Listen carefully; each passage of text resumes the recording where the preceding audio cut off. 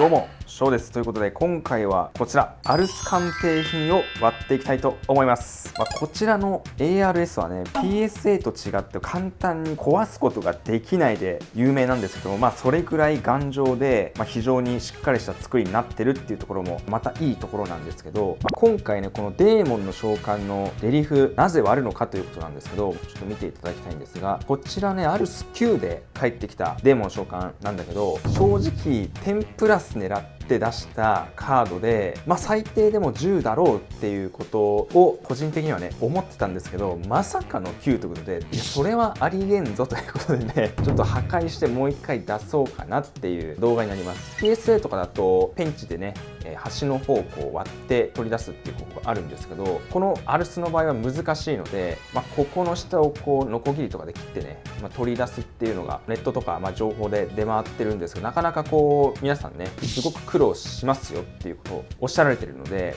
自分も実際ねどのくらい大変なのかっていうところを実験してみたいなと思います。自画自賛になっちゃうと本当にこれ白かけもないし、表面も本当に傷もないんで結構自信あるんですけどね、またちょっと家でやると汚れちゃうので、近くの公園に行って削ってね素体のカードを出していきたいなと思います。それでは移動。ショウコレチャンネル。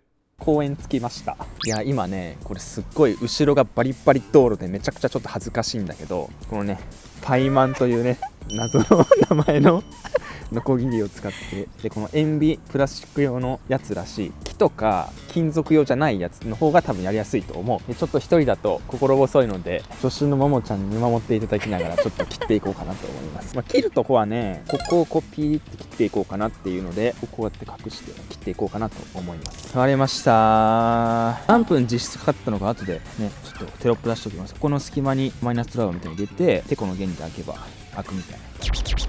はい、ということで家に戻ってきました。ももちゃんがあまりにも寒いからあとは家でやれということでね、家にやってきましたけども、一応こんな感じで断面がこうなってて、ここにこうマイナスドライバーとか入れて取れるらしいんだけど、もしかしたら取れないかもしれない。ここを切って外してる人は見たことあるんですけど、この下切って外せるかっていうのはちょっとわかんないんで、実際にやってみましょう。あ、なるほどね。これ見えますかね皆さん。これ表面がこういう形になってて、裏がこうなってるんで、カバーカチャってこう重なってる感じですね。多分ねここまで来ちゃえばあとは簡単なんじゃないかな。なんかいけそうな気はする。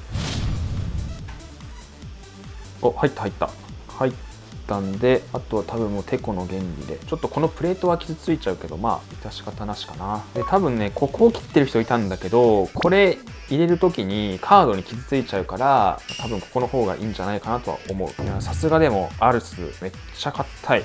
こんな感じで押し込んで、外れてるけどちゃんとこう綺麗に外れるか。カードの状態もね心配だね。お、来たんじゃない？お、もうここは完全にもう外れてる。と反対も、お、来た。さあ外れましたと。一応これなんか後ろ側は亀裂入ってるんだけど取れねえな。ほら亀裂入ってカードの状態が傷つかないように取れるかちょっと分かんないな。これ正直めちゃくちゃ怖いっす。ちょっと反対側から攻めてみます。怖っ。これカード傷つかないか。これみんなどうやって取ってんだろうな。二刀流でいくか。カード傷つく。これ今ワンチャンカード傷ついたな。これむず。アルス簡単にこっから動かないね。で多分このまま閉じちゃうとカードが傷ついちゃうから、ちょっと身動きが取れないな。このまま多分離しちゃうとカードやばい傷ついちゃうんで、いやーこれはきついな。おこれどうなってんのこれ。うわプレート入っちゃった。これはまずいっすね。デーモンの召喚終わったかもしれないな。これ傷つけずに取り出すっていうのは結構無理なのかもしれない。参りましたね。これ地道にこうやって開けていきましょう。このやり方が正解かもしれない。割れた。どこだ割れたの。お、なんかちょっと外れた感じあるね。これ相当これぴったりカチッてつけてんだな。ここまで来て、あとはこれ反対側だな。あとはここが外れれば完全にクリアと。でもさっきと同じ戦法でじわじわと中心に向かってこじ開けていきましょう。これ裏面をこっち側にしといた方が安全かもしれないね。プレートが入ってんのがマジでやばい。カード絶対傷ついてんだろって気気がする。傷ついたらしょうがないんですけどね。こうリスクあるんで、これは。おっと、割れたんじゃない？割れましたが、カードは無事なのか。やばい、プレート重い。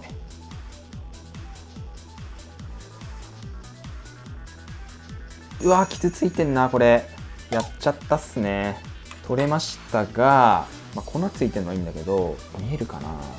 ここにへこみができちゃったね。うわー、完全敗北です。もうこれがある時点で、10は取れないでしょう。でも今日でやり方が分かったんで、次回からは失敗しないようにできるかなと。めっちゃ綺麗なんだよね、このデーモン召喚。なんで9ついたのか本当に不思議なくらい。ちょっともう一回 ARS 出していきたいなと思います。いやー、無傷で出せたら10以上は硬いなと思ったんだけど、ちょっと今回開封でへこみをつけちゃったんで、多分9になっちゃうかなと思います。ってことで、アルスの割り方でした。結構これはね、苦労しますね。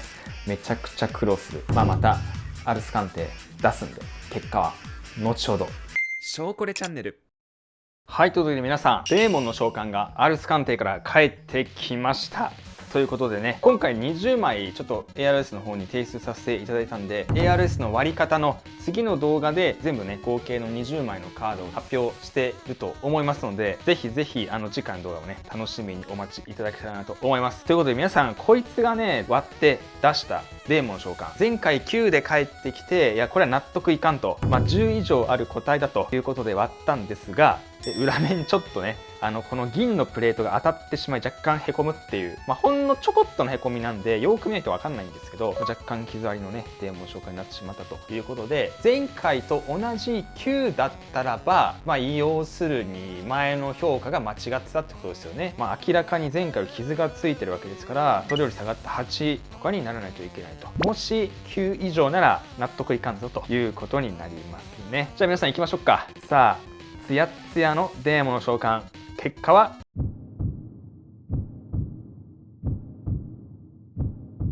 こちら。まさかの10。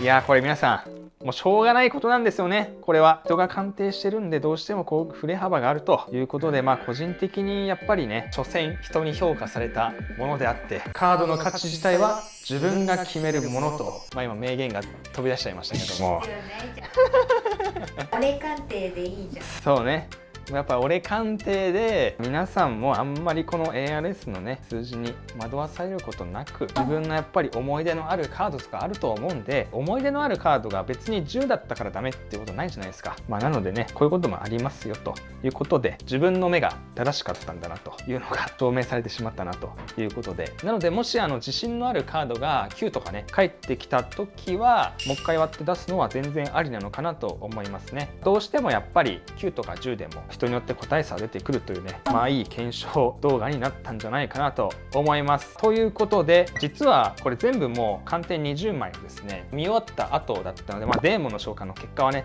最初からちょっと知ってはいたんですけど、一応動画の都合上別撮りという形で、今回アルス鑑定の割り方と納得いかなかったカードの再鑑定した結果、グレードが上がったというね検証動画でございました。ということで、こちらのショーコレチャンネルでは昔のカード開封動画であったり、昔のコレクションカードを鑑定に出してみたり、楽しい動画これからも作っていきたいなと思っていますので、この動画が楽しかったな、参考になったなという方は高評価とチャンネル登録もぜひぜひよろしくお願いします。それでは次回のアルス鑑定20枚開封動画でお会いしましょう。ご視聴ありがとうございました。